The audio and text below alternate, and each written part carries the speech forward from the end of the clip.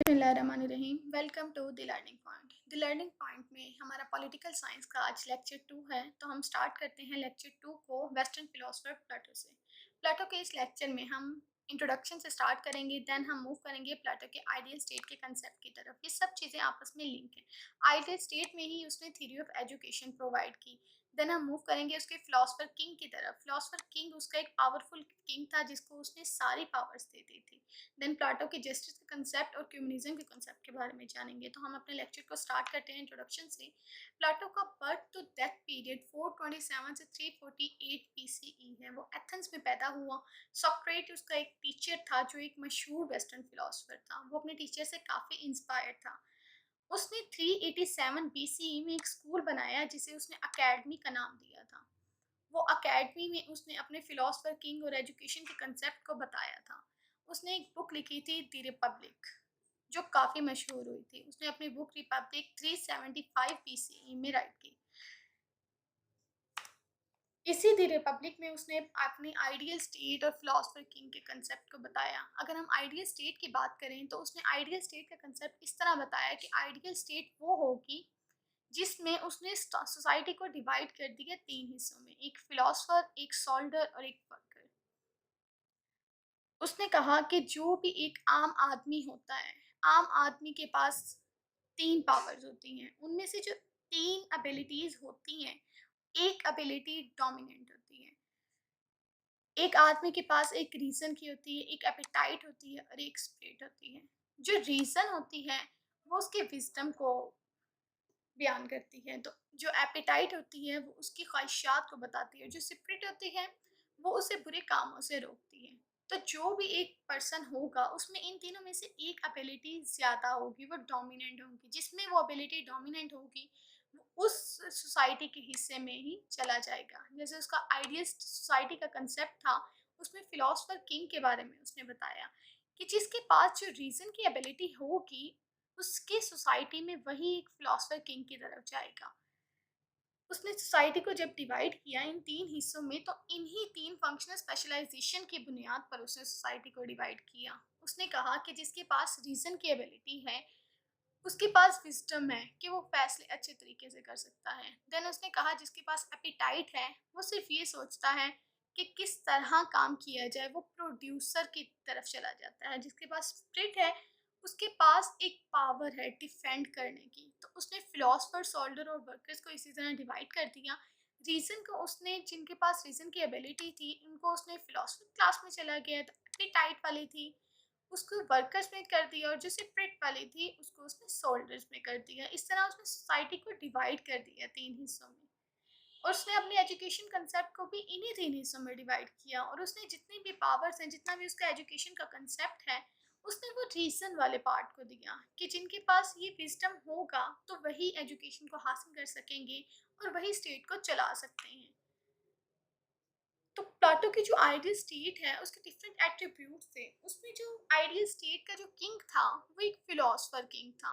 Philosopher king को ही सारी power थी, जितनी भी पावर थी स्टेट की, जितने भी इख्तियारात थे, वो सब के सब किंग के पास चले गए। देन उसने जो एजुकेशनल सिस्टम था उसको डिवाइड कर दिया 3 हिस्सों में, एक primary, secondary and then the higher level of education.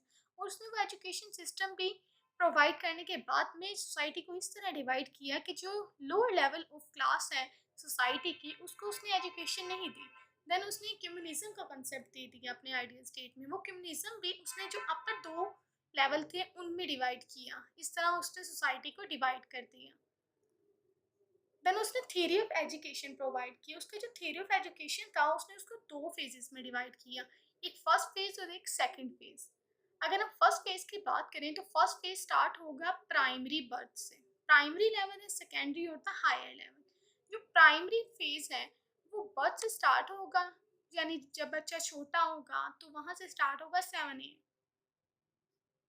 तो इसमें उसने क्या कहा कि जो भी बच्चा होगा 7 साल तक वो एक चीज़ सीखेगा, वो होगा पैट्रियोटिज्म। वो चीज़ सीखेगा, कोई और चीज़ नहीं पढ़ेगा। सिर्फ 7 ईयर्स के बच्चे को पैट्रियोटिज्म का कंसेप्ट दिया गया। देन वो मूव कर गया सेकेंडरी लेवल। उसका सेकेंडरी लेवल 7 to 18 ईयर्स है। 7 साल के बाद में एक दूसरा लेवल एजुकेशन का स्टार्ट हो जाता है, जिसमें जो बच्चा होगा उसको म्यूज़िक और जिमनास्टिक की ट्रेनिंग दी जाएगी।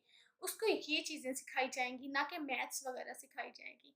तो इस तरह उसने एजुकेशन कांसेप्ट को कहा कि जब बेस पैट्रियोटिज़्म से बन जाएगी, मतलब एक बच्चा होगा, उसको पता होगा कि अपने मुल्क से कितनी वफ़ादारी करनी है, पैट्रियोटिज़्म हो जाएगा, देन उसको हम दूसरी चीज़ें बाद में सिखाएँगे जब वो थोड़ा बड़ा होता जाएगा। जब बेस पैट्रियोटिज़्म से बन जाएगी, तो जब बड़ा होगा तो उसके दिल में वो पैट्रियोटिज़्म कायम रहेगा। देन उसके हायर लेवल ऑफ एजुकेशन था। हायर लेवल ऑफ एजुकेशन 19 से 20 इयर्स तक था, और हायर लेवल ऑफ एजुकेशन में जब एक बच्चा जवान होगा तो उसको मिलिट्री की ट्रेनिंग दी जाएगी, ताकि उसमें एक एबिलिटी हो, एक पावर आ जाए। देन उसका सेकंड फेज स्टार्ट होता है। जो सेकंड फेज स्टार्ट होता है, जो फर्स्ट फेज को पास करेगा वो सेकंड फेज की तरफ जाता है। सेकंड फेज जब स्टार्ट होता है तो सेकंड फेज में वही मैथमेटिक्स और एस्ट्रोनॉमी की बात की जाती है। जो 20 से 30 इयर्स होगा उसमें मैथ और एस्ट्रोनॉमी की ट्रेनिंग दी जाएगी, वो सिखाए जाएँगे। जब फर्स्ट फेज़ से गुज़र जाएँगे और जो फर्स्ट फेज़ में से नहीं गुज़र सकेंगे, तो वो लोअर लेवल क्लास में चले जाएँगे, यानी वो प्रोड्यूसर की क्लास में चले जाएँगे। फिर जो सेकंड फेज़ है, उसमें जब 30 टू 35 इयर्स तक होगा एज, देन उसको फ़िलॉसफ़ी बताई जाएगी कि फ़िलॉसफ़ी क्या है? उसको फ़िलॉसफ़र बनाया जाएगा। इस तरह जो टिल 50 है, तो वो फ़िलॉसफ़ी सीखता जाएगा, और जब 50 की एज बन जाएगी तब उनका टेस्ट होगा, तो वो फ़िलॉसफ़र किंग बन जाएगा।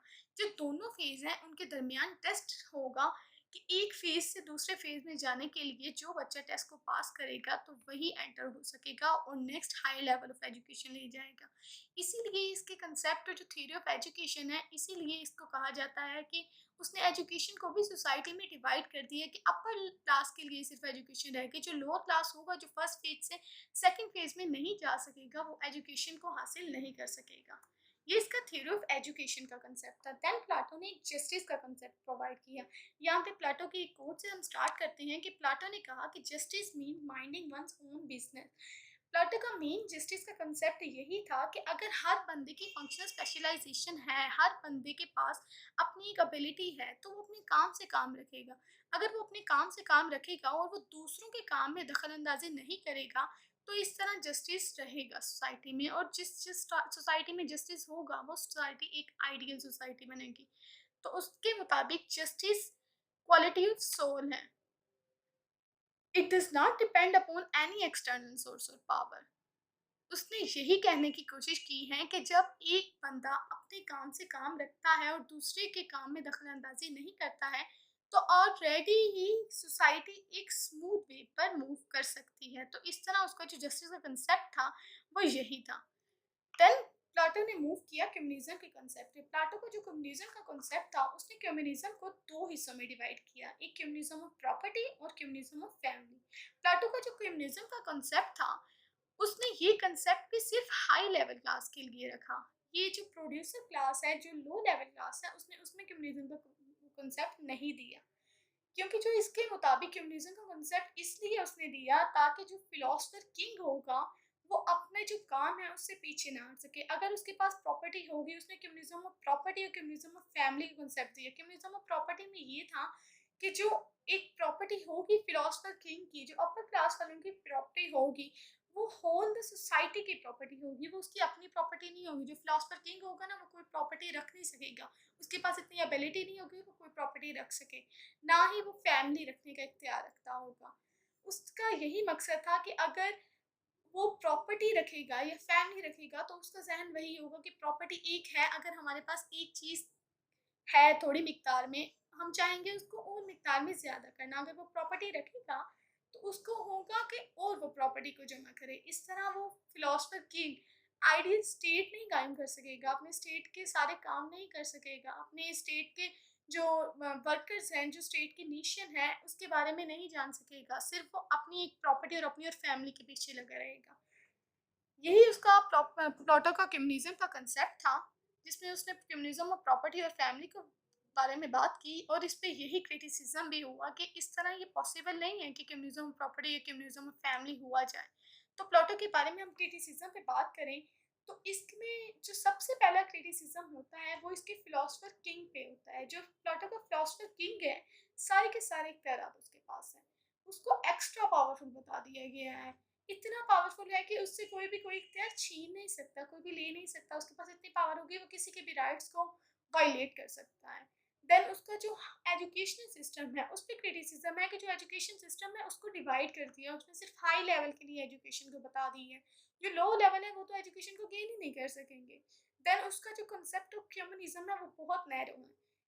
देन द उसकी जो आइडियल स्टेट है वो एक मिथ है, वो रियलिटी नहीं है। तो ये इसका क्रिटिसिज्म था। अगर इसके बारे में कोई भी आपका क्वेश्चन है देन यू आस्क मी, इंशाल्लाह मैं ज़रूर आंसर करूँगी। Thank you.